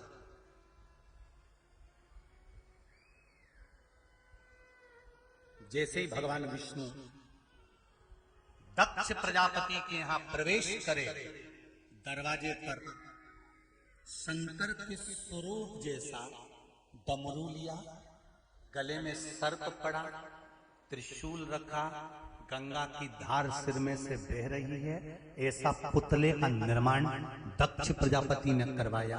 और अपने एक द्वारपाल को हटाकर शंकर भगवान को पुतला बनाकर द्वारपाल बनाकर खड़ा कर दिया। भीतर का द्रोह देखिए। जिससे लड़ाई होती है ना, तो कहते थे पत्रिका में भेजना इसके यहाँ शादी की, और सुनो बारात लेकर जाएंगे तो इसके घर के सामने से जाना चाहिए। पत्रिका में भेजना इसके, और बारात लेकर जाएंगे तो इसके घर के सामने से जाएंगे। आज भी नियम है। कई लोग विरोध में खड़े होते हैं तो किसी का पुतला जला देते हैं राजनेता का। बोलो सही है कि गलत है? उसके जैसा पुतला बनाएंगे, उसी के जैसा बाल बनाएंगे और उसका पुतला जला देंगे। दक्ष प्रजापति ने पुतला बनाकर जलाया नहीं है, दक्ष प्रजापति ने शंकर जैसा पुतला बनाया, शिव जैसा। और पुतला बनवाया भी किससे था, ये कल की कथा में सुनेंगे कि दक्ष प्रजापति को वो कौन सा बकरा था जिसका मुंह काट के लगाया था। और तुमको अगर याद हो उस बकरे का नाम तो हमको बता देना भाई। तो वो कौन सा बकरा था, कौन सी क्वालिटी का था। मैं भी करता था कि घर चलो कहता था। वो बकरा देख लिया।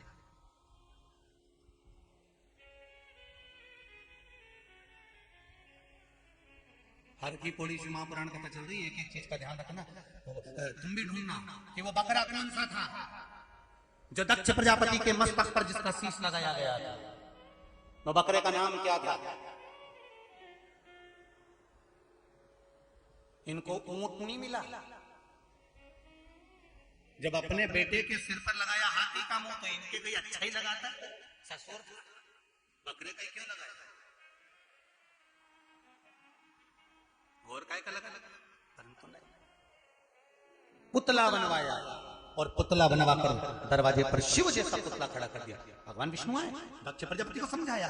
जब दक्ष प्रजापति नहीं समझे तब मेरे नारायण कहते हैं मुझे एक बार सती से मिलना है।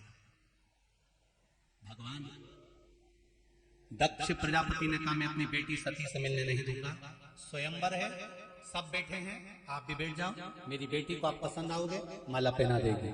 सती मैया माला लेकर बाहर निकली। मेरी माता सती जय माला लेकर बाहर निकली है। पूरे कनखल की माताएं मंगल गीत गा रही हैं और भगवान विष्णु सती मैया को देख रहे थे। बहुत सारे देवता सती के स्वयंवर में आए हुए थे, बहुत सारे ऋषि बैठे हुए थे, तपस्वी साधक उपासक सब स्वयंवर में बैठे हुए हैं। और ये स्वयंवर नहीं, एक अहंकार झलकते हुए व्यक्ति का गर्व अभिमान दिखाने के लिए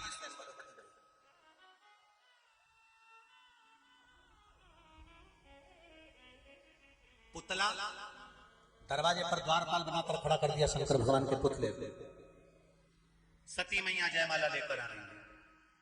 जयमाला लेकर जब माता सती चली, प्रसूति ने सती को रोक लिया। मां की करुणा, मां की वात्सल्यता, मां का प्रेम। प्रसूति ने सती को रोका। सती तू जिससे स्नेह करती है वो इस स्वयंवर में नहीं आया क्योंकि तेरे पिता ने उसको नहीं बुलाया। वो इस स्वयंवर में नहीं है। कनखल की इस भूमि पर शंकर नहीं है क्योंकि नहीं बुलाया शिव को। सती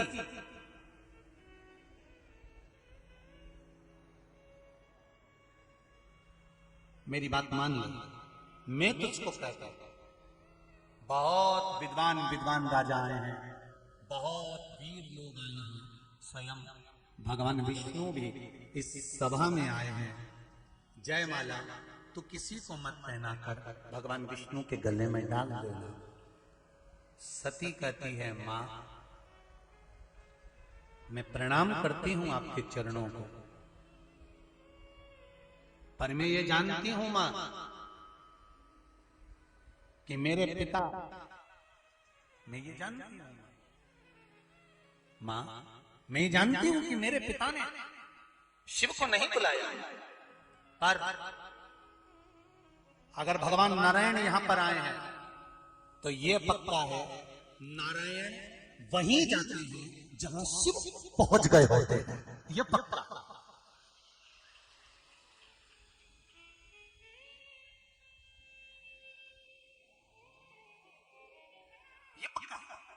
भगवान विष्णु कहां जाते हैं? जहां पर शंकर, अरे जान के तो बोलो, पहुंच गए होते हैं। शिव महापुराण में, राम कथा में, भागवत कथा में कहा गया दुनिया के लोग राम राम कहते हैं तो उनको शिव मिल जाते हैं, और दुनिया के लोग शंकर शंकर कहते हैं तो राम मिल जाते हैं। ये शंभू, ये शिव कहोगे तो राम मिलेगा, शिव कहोगे तो कृष्ण मिलेगा, और कृष्ण और राम कहोगे तो शंकर मिलेगा।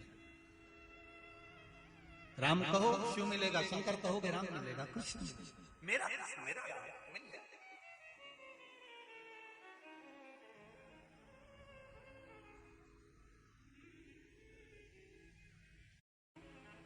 माला लेकर सती मैया चली।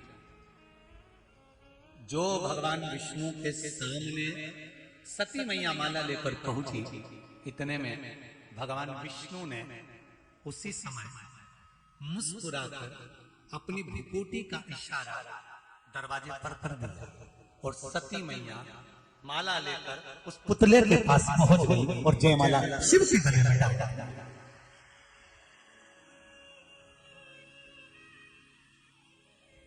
दरवाजे पर जो द्वारपाल बनाकर खड़ा कर रखा था शंकर को, मेरे शिव के गले में सती मैया ने जयमाला दे दी। अब कंकर की पूजन शंकर मंत्र करोगे तो शंकर कंकर में से प्रकट होगा कि नहीं होगा? बोलो तो होगा। और जैसे ही जयमाला माता सती ने शंकर जी के गले में दी, उसी समय पुतला तो टूट कर नीचे गिर गया और मेरा देव अधिदेव महादेव, मेरा अधिदेव महादेव शंभु